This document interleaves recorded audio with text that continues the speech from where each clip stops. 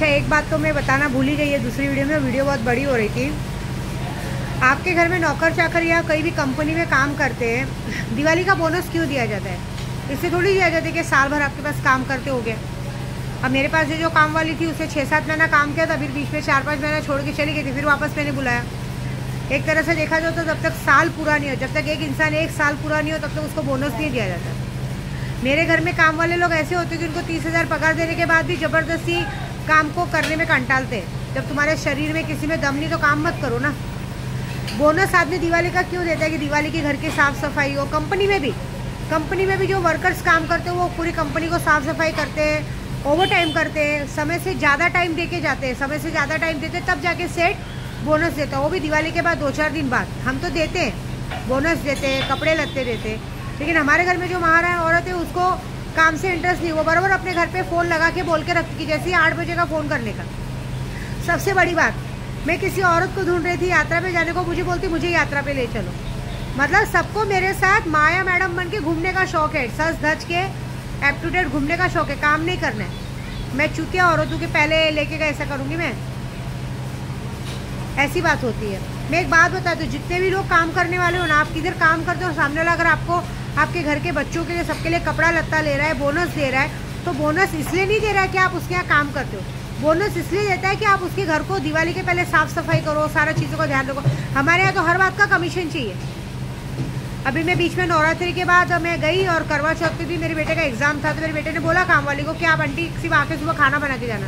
वो औरत इतनी ढीठ निकली कि उसने नहीं आई, बहाना मार दिया। अगर वही मैंने उसको बोला होता कि आप जाना, मैं 1000 रुपये दूंगी तो ज़रूर आती।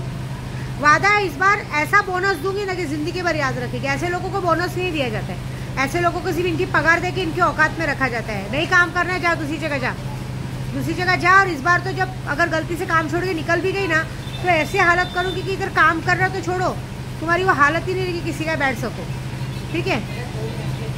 ऐसा हालत करूँगी। मेरे यहाँ पे एक कचड़े वाली आती है, पिछले साल उसको मैं नहीं थी, कचड़े वाली को मेरी बेटी ने एक साड़ी दिया, मिठाई का डब्बा दिया, पैसा नहीं दिया। जब मैं आई तो मुझे बोलती है कि अरे दिवाली का पैसा नहीं दिया। मैंने बोला साड़ी और मिठाई दिया ना। बोलती क्यों दिया साड़ी और मिठाई? हमको पैसे दे दो, हमको ड्रेस दे दो, हम लोग को पैसे दे दिया करो, पैसे ज़्यादा काम आते हैं। इस बार मैंने अपनी बेटी को बोल के रखा है कि जो BMC वाले आते हैं ना उनको देना मिठाई का डब्बा, पैसा, लेकिन इस औरत को 200 रुपये से ज़्यादा मत देना। इन लोग की गांड में सुलेमानी रेमानी कीड़े। उनको पता है कि गुरुवार के दिन में किसी से लेन देन नहीं करती, लेकिन तो भी सुबह गुरुवार को आके ज़बरदस्ती पैसा मांगना। मैं तो एक बात बताती हूँ, इस बार तो उसकी भी अच्छी खासी बैंड बजेगी, छोड़ूंगी तो नहीं मैं किसी को।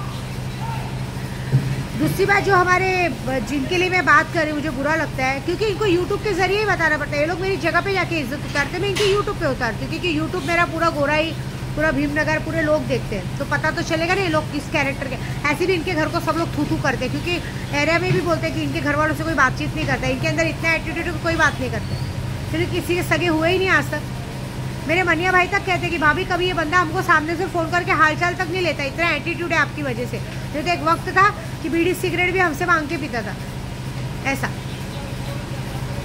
आप सोचो, मैं विद्या देवी होके, मेरे भाई लोग गांव में विंध्याचल के पंडित हैं हम, और कुछ भी हो, हम लोग ब्राह्मण जात के होने के बाद भी मेरे मिस्टर को मान सम्मान दिया जाता है। वो जय भीम समाज के करके तो भी मेरे भाई लोग उनको दामाद की इज्जत देते हैं, लेकिन अपने घर पे नहीं बुलाते, क्योंकि हमारे घर की औरतें रहती है, पीने खाने वालों को हमारे घर पे एंट्री नहीं। लेकिन आदमी को कैसा रहना चाहिए आप बताओ?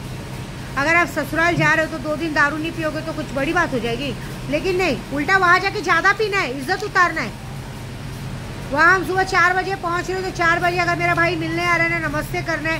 पहली बात तो इनके खानदान में किसी को सिखाया नहीं कि कोई बड़ा आदमी दिखे तो उसको नमस्ते करो, पैर पड़ो, नहीं। मेरे पंडित जी बल्कि उठ के नमस्ते करते, लेकिन ये बंदे नमस्ते नहीं करते, पैर नहीं पड़ते, भगवान को पैर नहीं पड़ते, तो इतने बड़े लोग हैं, बच्चे को तक नहीं सिखाया किसको कैसे करना चाहिए। वहाँ पे जाएंगे तो 4 बजे 5 बजे पहुँच रहे हैं, सुबह 11 बजे तक दारू पीना है, दिन भर पड़े रहना है। अभी मेरे गुरुजी से मेरी बात हुई, ऐसा करते। गुरुजी बोलते क्या करे, जिस दिन तुमने तुम पर हाथ उठाया दूसरे दिन मैंने उसको बीमार किया, लेकिन पनिशमेंट देते, हमको भी टेंशन होते, जाने दो, ज़्यादा पनिशमेंट देना अच्छा नहीं है, क्योंकि बंदा सुधरता नहीं, इससे अच्छा हम ही पीछे हट जाते, नहीं लेके जाने का किधर। ऐसी बात है, ये सब ऐसी हरकतें करना शोभा देता है। हम लोग आपके कास्ट को कभी गाली नहीं देते, आपके सटवाई मंदिर में, तुलजापुर में, सब जगह जाते हैं, माँ का सम्मान करते हैं, कभी हमने बात नहीं की। मैं विद्या देवी हूँ। मैं महाराष्ट्र लेकर कामाख्या तक जाती हूँ, जहाँ जो खाना मिलता है, दाल चावल, कभी कभी तो कुछ नहीं मिलता, जो मिलता है खा लेते। इतने नखरे नहीं करते। वो तो छोड़ो, एक तो सारा दिन भर पूजा करो। एक बात बताओ, 100 बार हनुमान चालीसा पढ़ना, 2.5-3 घंटा दिन भर में 50-60 हज़ार जप करना, इंसान थक जाता है। उसके बाद ये बंदे को अपने हाथ से खाना खिलाओ। साला यहाँ पे जब देखो पैर उठा के गोद में रख देना, पैर दबाओ। जिस गेंडी के पास जाते हो भोसड़ी गांड भी दबाती है क्या? वो तो तुमको अपने गांड का हगे का रोटी चटा के खिलाती है, हाँ? या तो अपने भोसड़ी के पानी को चटनी बना के खिलाती है। होता है क्या? 24 घंटे मैक्सी में रहती है, बाजू में आई सो गई, और क्या? वो इतने नखरे उठाती है क्या? पीने के बाद खाना खिलाती है क्या?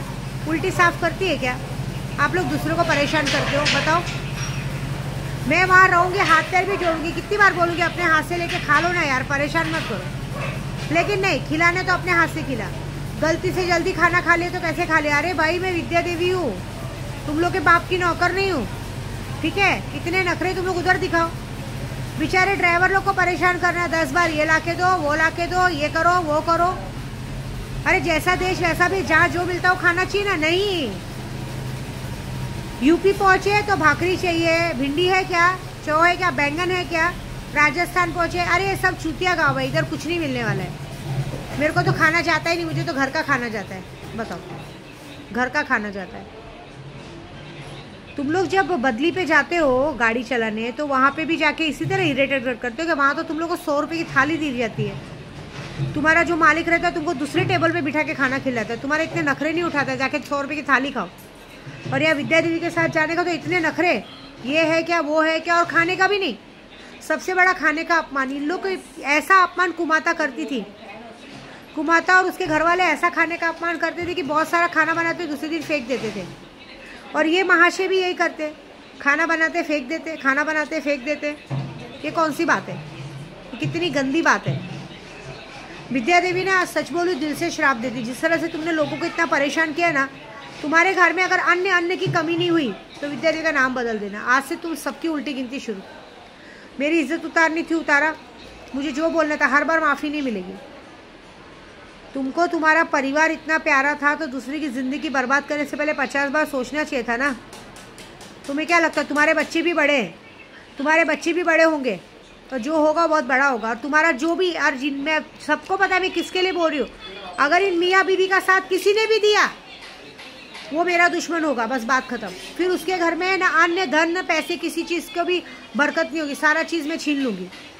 मैंने ऐसी शक्ति छोड़ी है।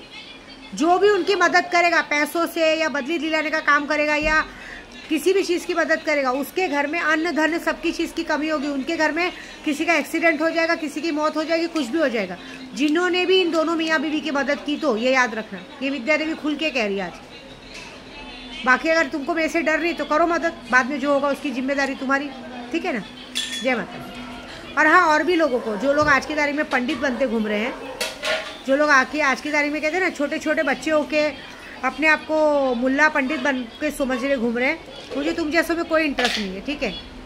क्योंकि ये कहते हैं ना, हवा में फड़फड़ाने वाला दिया है जो बहुत जल्दी बुझता है। तुम्हारा बुझने का टाइम आ चुका है, तुम अपनी करो, हम अपनी करेंगे, देखते जीत किसकी होती है। या तो तुम जिंदा रहोगे या तो मैं तो मरने से डरती नहीं, और तुम लोग को जिंदा रख के मेरा कोई मतलब नहीं है, तो बस वेट करो, ठीक है?